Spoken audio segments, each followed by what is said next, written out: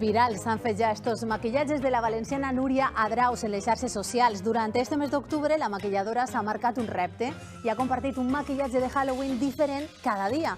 L'hem vista de Capità Sparrow, de Chucky o de la xiqueta de l'exorcista. Un bon elenc de personatges terrorífics que sumen milions de visualitzacions.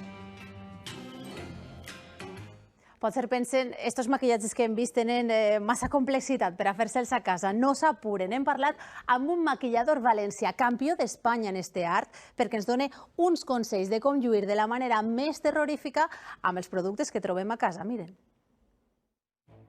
Objectiu, convertir Judit en una autèntica vampira per a la festa d'esta nit. Ho farà Jesús Sáez, que sí, té unes mans privilegiades, però li hem demanat que utilitzi allò que podem trobar en les nostres bosses de maquillatge. Vamos a aplicar una base de maquillaje lo más clara posible. Con 4 lápices, negro, rojo, marrón, son muy común tener en casa y si tenemos el morado aún mejor, más perfecto.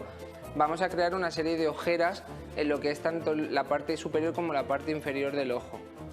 Vamos a poner negro en la zona del lagrimal, sacándolo hacia la parte exterior del ojo por la línea de la pestaña. Cogeremos un poquito de labial rojo y esta vez no lo vamos a aplicar sobre el labio, lo vamos a aplicar en la ojera para dar ese punto ensangrentado a nuestra ojera, fundiéndolo con el negro que habíamos aplicado antes. En este caso el look lo vamos a completar perfilando el labio en negro y rellenándolo en rojo. I si al disfraz cal que brolle la sang de la boca...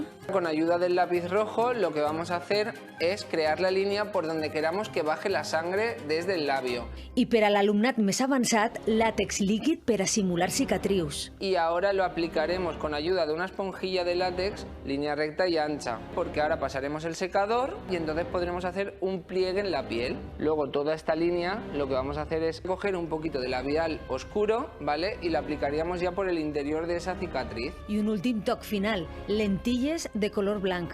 Fa o no fa por, Judit?